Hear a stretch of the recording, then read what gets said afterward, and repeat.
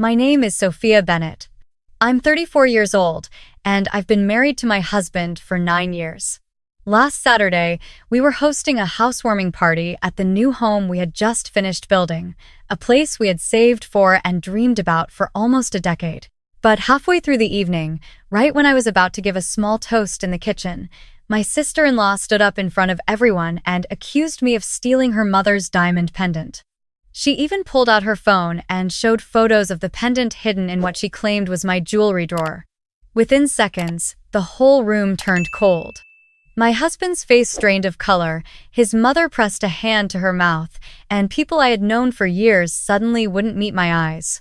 But instead of crying or defending myself, I just set my wine glass down and smiled. Because 2 minutes later, I walked over to the projector we had mounted in the living room, connected my laptop, and what appeared on that wall made my sister-in-law's knees buckle in front of 40 guests. But before I tell you exactly what happened that night, please go ahead and hit that like button, subscribe to Heartway Stories if you haven't already, and let me know in the comments what state or country you're watching from right now. Now, let me tell you about the night my husband's older sister tried to destroy my life and accidentally destroyed her own instead. Our new house sat at the end of a quiet cul-de-sac in a suburb just outside Charlotte, North Carolina. It had taken my husband Daniel and me almost 3 years to design, build, and move into. Every floorboard, every light fixture, every single hand-painted tile in the kitchen backsplash, I had picked out myself. That house wasn't just a building. It was a physical version of every late-night Daniel, and I had spent sketching floor plans on napkins, every vacation we had skipped to save money, every argument we had survived as a couple. So when we finally decided to throw a housewarming party, I wanted it to be perfect. I hired a local caterer who did these beautiful little appetizer trays with fresh figs and prosciutto. I strung Edison bulbs across the back patio. I made sure there was a signature cocktail with rosemary and grapefruit because Daniel's mother had once told me, years ago, that rosemary reminded her of her late husband. By 7 o'clock that Saturday evening, our house was full. Daniel's coworkers from the engineering firm were laughing by the fireplace. My childhood friends had flown in from Richmond.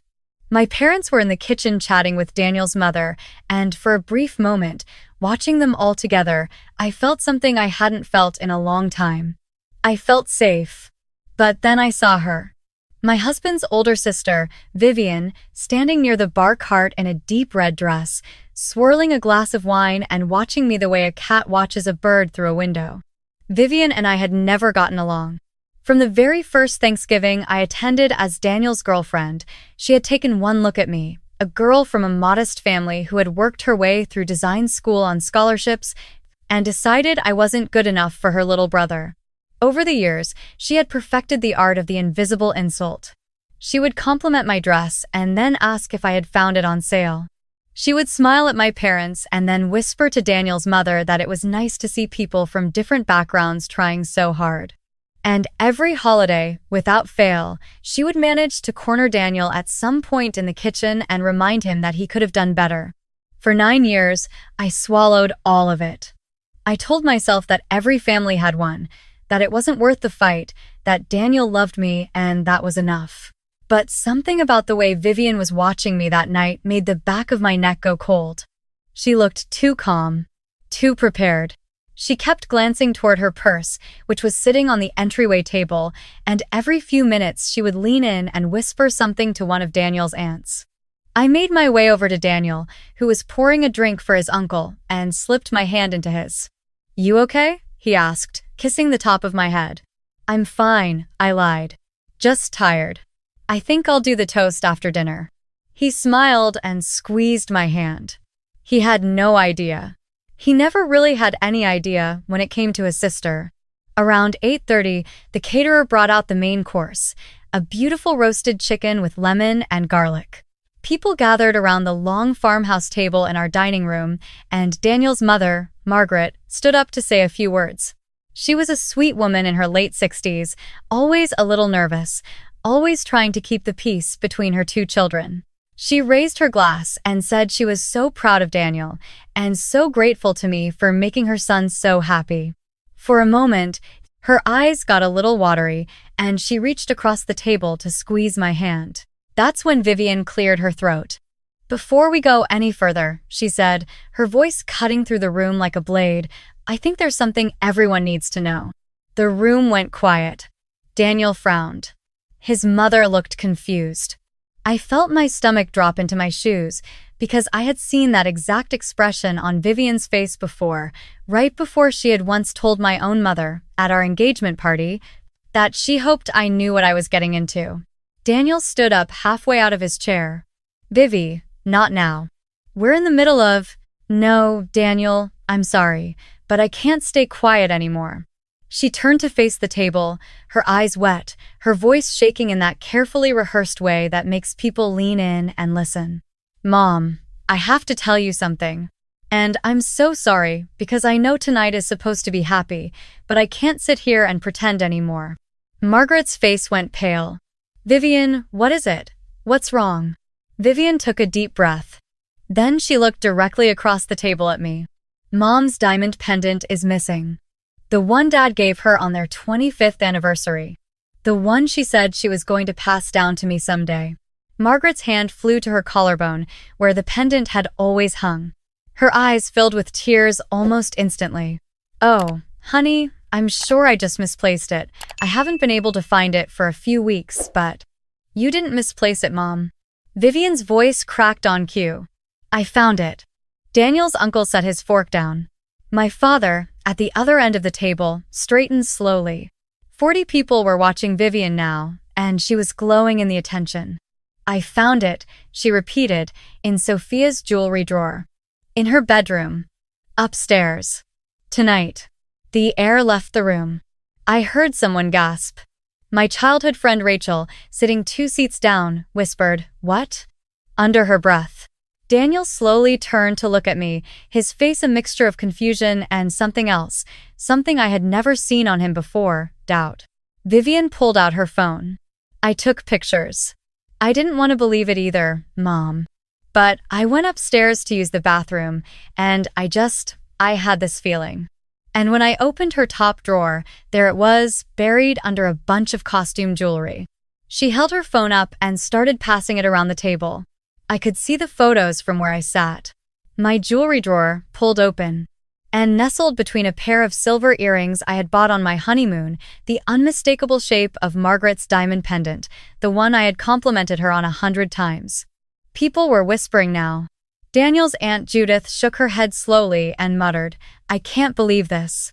Margaret started crying quietly, and Vivian moved around the table to put her arm around her mother's shoulders, playing the role of devoted daughter flawlessly. Daniel turned to me. His voice was barely a whisper. "Sophia, please tell me this isn't what it looks like." 40 pairs of eyes were on me. My own mother was staring at me with a look of horror, not because she believed it, but because she knew what was being done to me. My father's jaw was clenched so tight I thought he might crack a tooth. And I just sat there for one long second, and then I did something nobody in that room expected. I laughed. It wasn't a big laugh, just a small, quiet, almost sad one. I picked up my napkin, dabbed the corner of my mouth, and set it back down on the table. Vivian's head snapped toward me. "Is something funny?" she asked sharply. I looked up at her, and I smiled. "No," I said. "Not funny. Just, I've been waiting for this for a very long time." A few people frowned. Daniel's expression shifted from hurt to confused. "Sweetheart," I said to Daniel, keeping my voice calm, "could you do me a favor? Could you go into the living room and turn on the projector? I think we should all see your sister's photos a little more clearly. The phone screen is awfully small." The room went dead silent. Vivian's face twitched. "That's not necessary," she said quickly. "Everyone can see them fine." "Oh, but I insist," I said. "It's such serious accusation. I think it deserves a proper audience." Daniel's father had installed a projector in our living room last month as a housewarming gift, the kind that could mirror any laptop or phone wirelessly. I watched Vivian's eyes dart toward the living room, and for the first time that evening, I saw something beautiful flicker across her face. "Fear." "Viv," Daniel said slowly, Give me your phone. Daniel, honestly, this is ridiculous. I've already shown everyone. Give me the phone. Something in his voice had shifted. He wasn't looking at me anymore with doubt. He was looking at his sister. She handed it over with a stiff smile. Our guests slowly got up from the table and drifted into the living room, some curious, some uncomfortable, all of them following the unfolding drama like it was a movie they couldn't turn away from. Daniel connected her phone to the projector, and a moment later, her camera roll appeared, enormous, on the wall above our fireplace. There, Vivian said, pointing. Scroll to the pictures I just took. Everyone can see. Daniel scrolled. The photos of my jewelry drawer, the pendant, all of it, blown up for everyone to see. People murmured. It really did look damning. But I didn't move. Okay, Daniel said quietly, turning to me. Sophia, help me understand. I stood up slowly. I walked over to the coffee table, where my own laptop was sitting next to a stack of coasters. I opened it, tapped a few keys, and in a moment, my screen replaced Vivian's on the wall. Before I explain anything, I said, I want everyone in this room to look carefully at the metadata of the photo your sister just showed you. I clicked on the image file I had already pulled up. It was the exact same photo Vivian had taken, except I had a copy of it. Next to the photo was a small panel showing its digital fingerprint.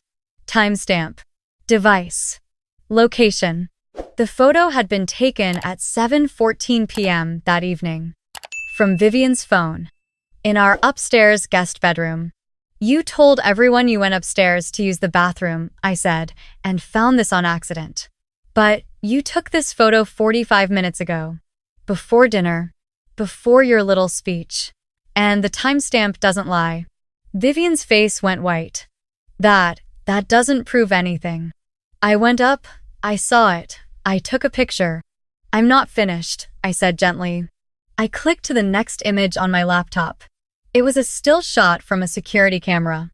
The camera had been installed 3 weeks ago, above the doorframe of our... Daniel and I had installed it because we'd been noticing small things going missing from the house for months. A vintage brooch of mine, a silver watch, a cashmere scarf. At first, I had blamed myself, told myself I was being forgetful. But then our cleaning lady had mentioned, very kindly, that she had seen Vivian let herself into the house one afternoon when neither of us was home, using a spare key she had apparently made without asking. So we put in the camera. And the still shot now projected onto our wall, 12 feet high, showed my sister-in-law at 7:11 p.m. That evening, opening my jewelry drawer, taking a small black velvet pouch out of her own purse, removing the diamond pendant from the pouch, and placing it carefully inside my drawer. 3 minutes later, she took the photo. The room went absolutely silent. I could hear the ice cubes settling in someone's glass. My childhood friend Rachel whispered, "Oh my God." Vivian made a sound, a tiny animal sound, and took a step backward. "That's fake," she said, but her voice had lost all its theater. That's edited. Daniel, she edited that." I clicked again. The still image became a video. There she was, in real time, putting the pendant into my drawer. The audio even captured her muttering something under her breath, a word that sounded a lot like finally. Margaret pressed both hands against her mouth. She looked like she was going to be sick. "Vivian," she whispered. "Where did you get my pendant?" Vivian didn't answer. I took another breath. I wasn't done. "For the last 6 months," I said, keeping my voice steady, "Daniel has been noticing irregularities in the accounts of Whitmore Construction. Your father's company. The company your mother still owns a 51% stake in." Margaret slowly turned to look at her daughter. "At first," I continued, "it was small things. A few $1,000s here, a vendor payment that didn't match any invoice. Daniel asked me to help him look into it because my background is in architecture and I've worked with dozens of construction firms. We weren't sure what we were looking for, but we kept finding things." Vivian's hand flew to her mouth. "Daniel, tell her to stop. Tell her to stop right now." Daniel didn't move. 2 weeks ago," I said, "we hired a forensic accountant. A woman named Helena Torres from a firm in Raleigh called Meridian Forensic Solutions. She finished her preliminary report on Thursday. I clicked to the next document on the projector. A professional-looking report appeared on the wall. The header read Meridian Forensic Solutions, and below that, in clear black font, preliminary findings. Client, Whitmore Construction. Over the past 3 years, I said, someone has been siphoning money out of Whitmore Construction's operational accounts into a Shell LLC registered in Delaware. The Shell LLC is called Sterling Bluff Holdings. The total amount transferred so far is $342,000. Gasps went through the room. Margaret grabbed the back of a dining chair to steady herself. Sterling Bluff Holdings, I continued, is owned, according to public records, by a single managing member. Her name is listed here in the report. I zoomed in on one line of the document. Projected 14 feet wide on our living room wall, in crisp black font, was the name, Vivian R. Whitmore. Margaret made a noise I will never forget. It was the sound of a mother realizing her child had been lying to her for years. Mom, Vivian said, her voice cracking, real tears now, not performance tears. Mom, I can explain, please. You stole from your father's company? Margaret whispered. From your dead father's company? Mom, answer me. Vivian was shaking now. It wasn't like that. It was complicated. The company owes me. Daddy always said I would run it someday, and then he left it to you, and… So you decided to give yourself a salary no one knew about? Margaret's voice was rising. For 3 years. While we talked at every single dinner about how tight money was? While I sold your father's boat because I thought we couldn't afford the marina fees? Mom, please. That was my retirement, Vivian. Margaret was crying openly now. That was the money I was going to use to help your brother and Sophia pay off this house. That was going to be your niece or nephew's college fund someday. That was your father's life's work. Daniel stepped forward. I had never seen him look at his sister the way he looked at her in that moment. Not with anger, with grief. Why? He asked. Vivian turned on him, desperate. Because it should have been mine. I worked there for 12 years. I was the one who showed up every day after Dad died while you were off in Atlanta playing engineer. And then Mom decides to leave 51% of the company to her weekend son instead of the daughter who actually ran the place. You didn't run it, Daniel said quietly. You stole from it. And then, I added gently, when you realized that Daniel and I were getting close to the numbers, you decided to make sure I was out of the picture first. Didn't you? Because you knew that as long as I was around, helping Daniel look into things, you'd get caught. Vivian's head snapped up. Her mask was completely gone now. What was underneath it was something smaller, meaner, more frightened than any of us had realized. So you thought, if you could make everyone, especially Daniel, believe I was a thief, I'd be discredited. He'd leave me. I'd be too busy trying to save my marriage to keep digging. And by the time anyone found the real problem, you'd have a head start. You don't know anything about me, she hissed. I know enough, I said. I know that the pendant you planted in my drawer tonight was the one you took off your own mother's neck 2 months ago while she was taking a nap on the couch after Sunday lunch. We have that on camera too, if anyone needs to see it. Margaret sat down, hard, in the nearest chair. Daniel's Aunt Judith moved to her side immediately and put an arm around her. My own mother was crying silently across the room, one hand over her heart. My father had his phone out, and I realized, with a strange kind of relief, that he had already dialed. The police are on their way, he said calmly, to no one in particular. I called them when the part about the forensic report started. Vivian lunged for the door. Daniel's cousin Marcus, a big guy who played rugby on the weekends, stepped casually in front of it. He didn't touch her. He just stood there, and she stopped. She stood in the middle of our beautiful living room, with the projector still glowing against the wall behind her, showing her name on a forensic accountant's report, and she sank down onto the rug and started to cry. Not the fake tears from earlier. The real kind. The kind a person cries when they realize the story they have been telling about themselves for years is about to be rewritten by a judge. 2 officers arrived 11 minutes later. They were kind and professional, and they spoke to Margaret first, because she was the one whose pendant had been stolen, and she was the majority owner of the company the money had been taken from. Margaret, to her enormous credit, did not flinch. She told them everything. She handed them the forensic report.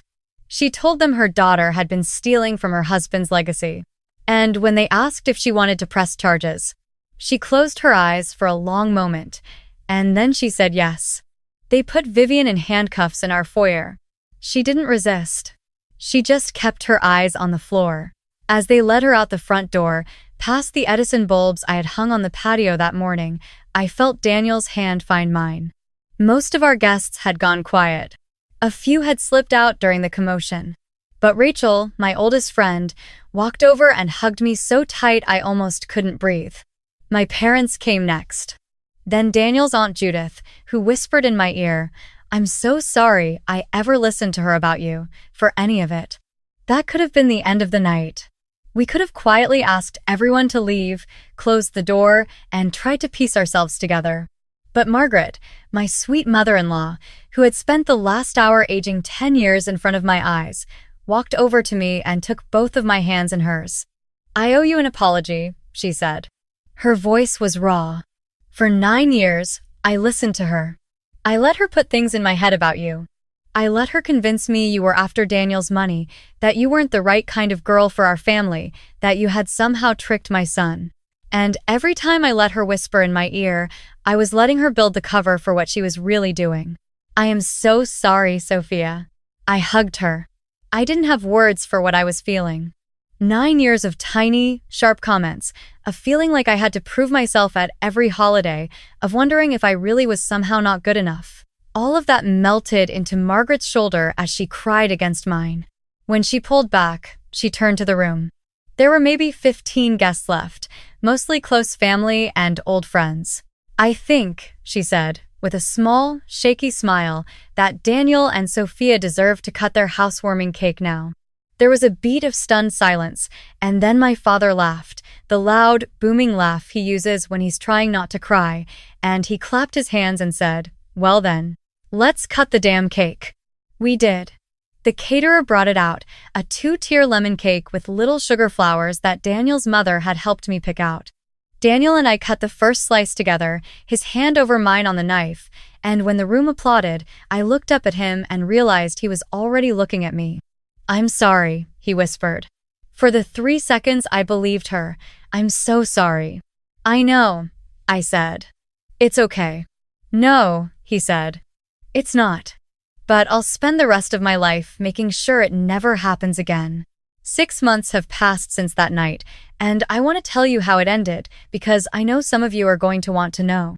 Vivian was charged with embezzlement, grand larceny, identity theft for forging her mother's signature on several of the bank transfers, and fraud. She took a plea deal because the forensic evidence was overwhelming, and she was sentenced to 4 years in state prison and ordered to pay full restitution of $342,000, plus interest, plus legal fees. Margaret cried at the sentencing. She went home afterward and cried some more. But she also, 2 weeks later, called me on a Sunday afternoon and asked if I would come over and help her go through my father-in-law's old office. She wanted me to help her organize Whitmore Construction properly, she said. She wanted to hire a real CFO, and she wanted my help picking one. I go to her house every Sunday now. We have lunch. She teaches me how to make her mother's pot roast. She calls me sweetheart. Daniel and I are expecting our first baby in the spring. A girl. Margaret has already knit 4 tiny sweaters. My mother has already bought a crib. We are naming her after my grandmother, a woman who raised 4 kids on her own after my grandfather left, and who told me once, when I was 8 years old, that the best thing a woman can do is tell the truth even when the room goes quiet. Sometimes, late at night, Daniel will ask me how I knew. How I knew to put the camera in. How I knew to keep the forensic report ready. How I knew to wait and let Vivian walk into her own trap in front of 40 people instead of just confronting her privately. And I always tell him the same thing.